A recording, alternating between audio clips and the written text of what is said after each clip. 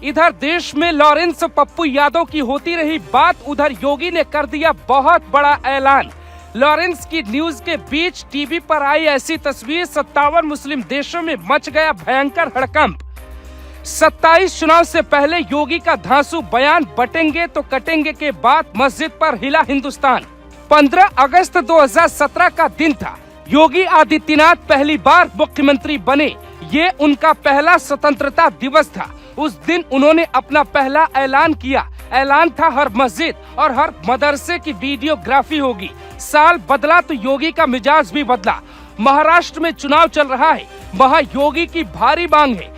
हरियाणा और जम्मू कश्मीर चुनाव में बेहतर रिजल्ट के बाद योगी को महाराष्ट्र में रहने को कहा गया। इसी बीच उनका एक बयान वायरल होता है, लेकिन उसके पहले देखिए यूपी में कितनी मस्जिद है और कितनी सरकार की नजर में अवैध है। एक रिपोर्ट के मुताबिक भारत में कुल 7 लाख से ज्यादा छोटी और बड़ी मस्जिदें हैं। 2011 के जनगणना के मुताबिक यूपी में कुल 3,54,421 पूजा स्थल है। यूपी देश का पहला राज्य बना था जहां सरकार के आदेश के बाद सभी मस्जिदों से लाउड स्पीकर उतरवाए गए। इसके बाद ये प्रथा आगे बढ़ी। यूपी के बाद मध्य प्रदेश की सरकार ने भी ऐसा ही आदेश जारी किया और फिर हरियाणा होते हुए ये आदेश असम तक पहुंच गया और वहां लाउड स्पीकर उतारने का कानून लागू हुआ।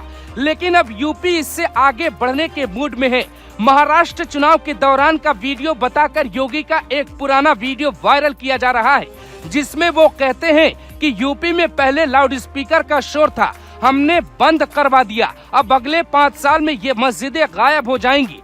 तो वो मस्जिदें कैसे गायब होंगी? क्या मस्जिदों को ढका जाएगा या सरकार का कुछ और प्लान है? पहले आप सुनिए योगी ने क्या कहा। अब तो बहनों और भाइयों, उत्तर प्रदेश में कोई सड़क पे नमाज भी नहीं पढ़ता।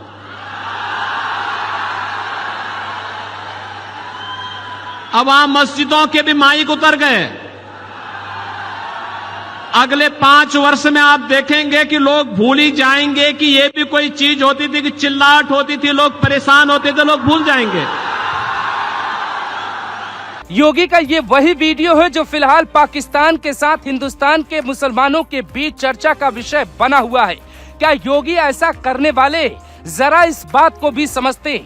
दरअसल वक्फ बोर्ड पे कानून बहुत जल्द पास होने वाला है और उसके बाद सरकार सर्वे करवाएगी। इस जद में सिर्फ मस्जिदें नहीं बल्कि मंदिर भी आएंगे, दावा किया जा रहा है।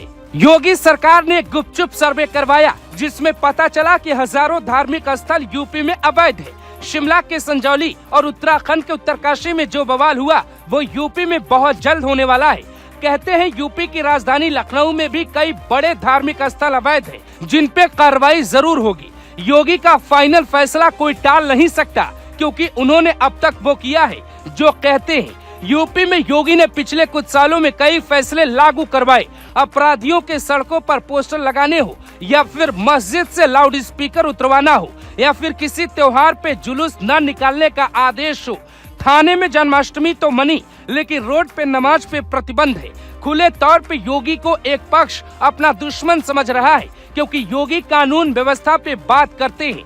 महाराष्ट्र चुनाव में योगी ने अकेले पूरा खेल बदल दिया। ये तस्वीरें वहाँ वायरल है। महाराष्ट्र में जगह जगह योगी का पोस्टर लगा है। योगी की इतनी डिमांड है कि हर प्रत्याशी अपने यहाँ योगी को चाहता है। उपचुनाव में योगी ने अपने दम पे हिंदुओं को एक कर लिया। अखिलेश यादव का पीडीए यूपी में बुरी तरह फंस गया, जबकि देश भर में इंडिया गठबंधन की सांसें थम गई। महाराष्ट्र में अगर बीजेपी जीत जाती है तो योगी का कद बढ़ना तय है, क्योंकि उन्हें इनाम देने की बात हो रही है। हरियाणा और जम्मू कश्मीर में योगी की रैली जहां हुई, वहां बीजेपी की बम्पर जीत हुई, तो पार्टी में बड़ा पद और बड़ा कद तय माना जा रहा है।